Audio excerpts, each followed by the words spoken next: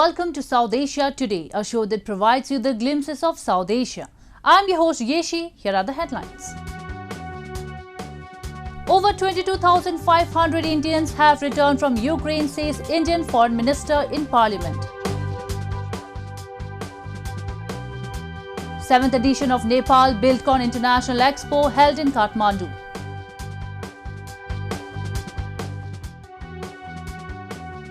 And training camp at Dal Lake to give boost to water sports in India's Jammu and Kashmir.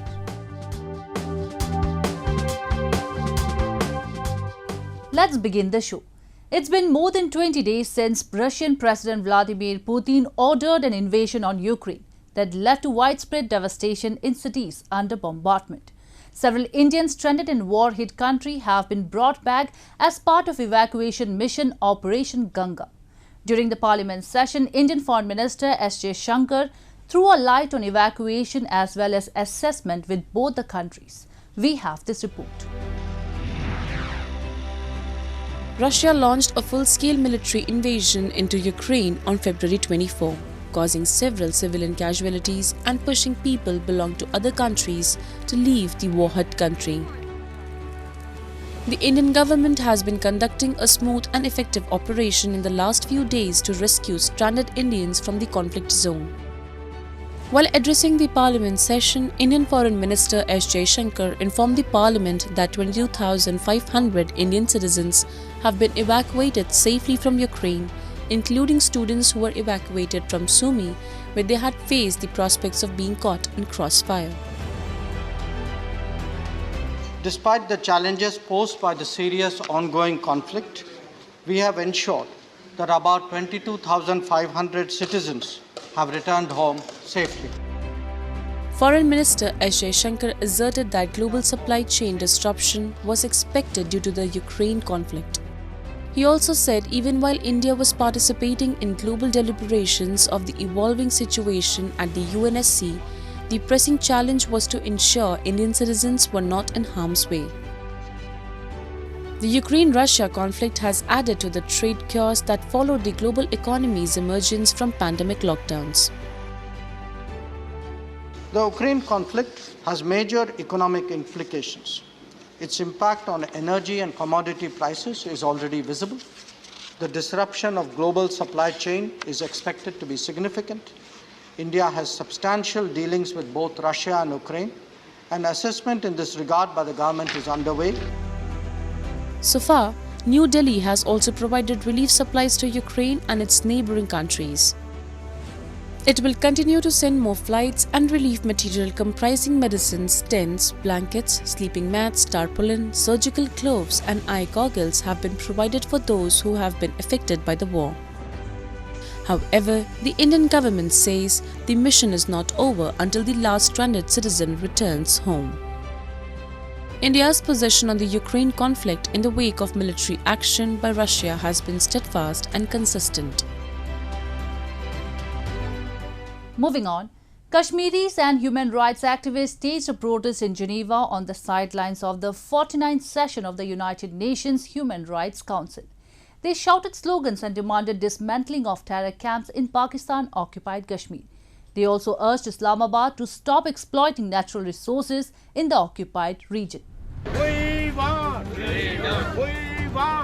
A group of Kashmiri activists held an anti-Pakistan protest outside the UNHRC building in Geneva and demanded Islamabad to stop denial of civil rights in Pakistan-occupied Kashmir and dismantling of terror camps in the illegally occupied region. The protest was organized during the 49th session of the UN Human Rights Council by the United Kashmir People's National Party (UKPNP).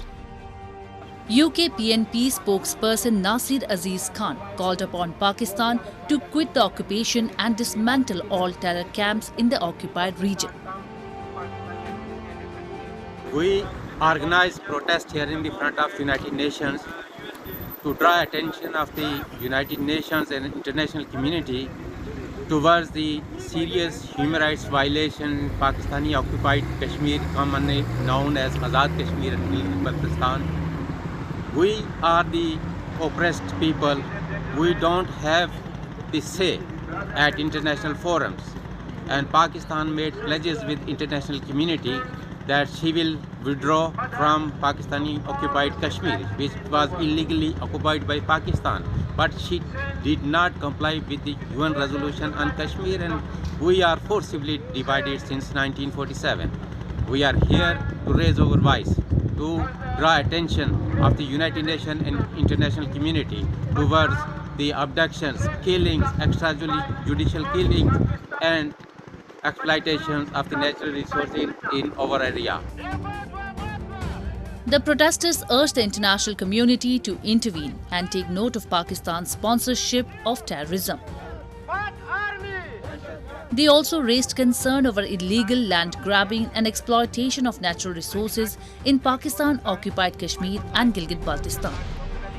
Human rights situation in Pakistan-occupied Kashmir leaves a lot to be desired, and that is not just my opinion, but it is the opinion of representatives of many professional organisations such as Human Rights Watch, and indeed those representatives of the Office of the United Nations High Commissioner for Human Rights, who have prepared two excellent reports dating 2018 and 2019 respectively, which highlight all the serious human rights abuses which take place in Azad Kashmir and Gilgit-Baltistan. So this is not just my opinion about the fact that there are significant human rights abuses being committed on a regular basis in Pakistan-administered Kashmir.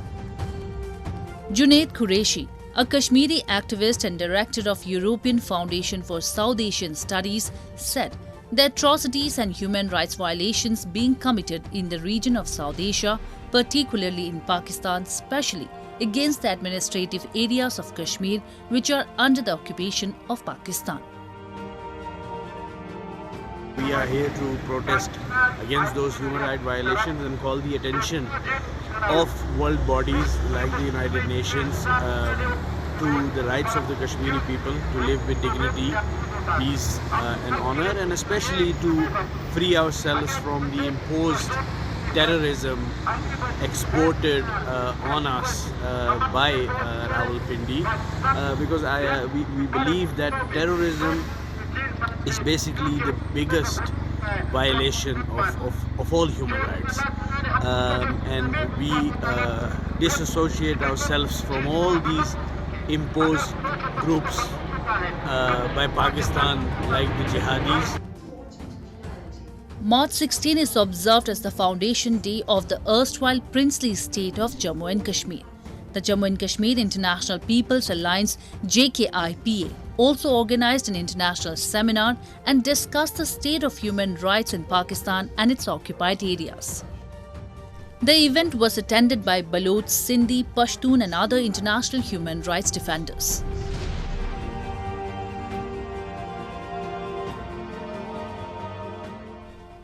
Now we take a look at some happenings in Asia in a segment called Asia Watch.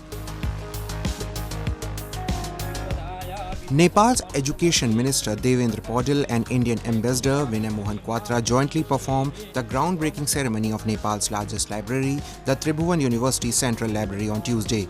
The building of Nepal's one of the biggest libraries is being built under the Government of India USD 50 million grant assistance in education sector.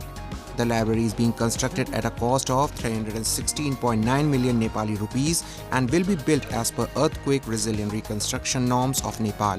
The new 3-story building of Tribhuvan University Central Library will be equipped with modern facilities and will include several academic sections along with ancillary facilities. Central Building Research Institute, premier institute in India in the field of earthquake resilient reconstruction, will provide technical expertise for construction of this library. A memorandum of understanding was also signed between the Ministry of Education, Science and Technology, Government of Nepal and Embassy of India for implementation of the project. And the vision is to build an all-inclusive architectural infrastructure with modern facilities that defines what a full-fledged library should be. And to meet this vision, the Embassy has taken a particular interest to ensure that this library has the best in structure and also in the ease of its functioning. During the design phase of the library, the CBRI, the Central Building Research Institute, which is the premier institute in India in the earthquake resilient reconstruction, has referred to the modern facilities adopted in the best libraries of India. The Indian envoy also reiterated that this project was a testament to a multifaceted, strong and robust development partnership between India and Nepal. India has committed $215 million earthquake reconstruction grant assistance to the government of Nepal. An automated system with humanoid robot that can help package noodles was displayed at a recent Tokyo Technology exhibition as a solution for food manufacturers struggling with labor shortage. The 1.5-meter tall robot Foodly, developed by a Japanese robot developer RT, has an image recognition system to capture the food that is in front of them. The robot with its fork-like hands then picks up the mock noodles and places it on the blue conveyor belt that also works as a scale developed by Yamato Scale. The belt will weigh the noodles to be packaged into the black container. The robot can pick up to 500 grams of noodles or other food including chopped vegetables and fried chicken. The joint development of the automated system by RT and Yamato Scale comes as Japanese struggles to cope with a dwindling workforce in the food manufacturing industry and as factory workers voice concerns over the working environment amid the COVID-19 pandemic, where they commonly find themselves in confined spaces. The firm is considering putting a roughly 30 million yen price tag on the robot system but has no concrete plans for commercialization. Carefully putting together a small windmill to be installed on the rooftop of his home next to his solar panels, Iraqi clean energy innovator Zaid Mohammed says he is now energy self-sufficient and can weather the frequent power cuts in Basra province. In Iraq, a dilapidated national grid often provides only a few hours of power each day, leaving many Iraqis to swelter through temperatures that regularly surpass 50 degrees Celsius. The country is trying to recover from decades of conflict, international sanctions and mismanagement. Iraq, one of the world's largest oil producers, relies on crude oil exports for around 95% of state revenue. It is trying to improve the capture of gas released during oil production to become more energy self-sufficient, but with limited success. The popularity of clean energy in the oil-rich southern province of Basra is increasing, according to the owner of the company selling solar panels, Ahmad Al-Bayati. He said he now sells about 250 solar panels a month, 10 times more than in 2017. According to an engineer at Iraq's Ministry of Electricity, Sara Al-Tamimi, the Basra Governorate are planning to open 3 stations with a total capacity of 1000 megawatts to complement private sector solar energy projects. Gas imports from Iran fuel the national grid and periodically halt when energy consumption increases.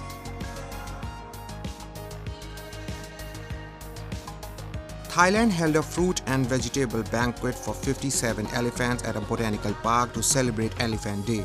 The feast is commonly observed in various parts of the country, but due to the pandemic and economic woes that have come with it, elaborate celebrations were few this year. At a Nong Nooch tropical garden in Chonburi province, however, elephants were treated to 2 tons of fruits and vegetables artistically laid out on an 8-meter wide table.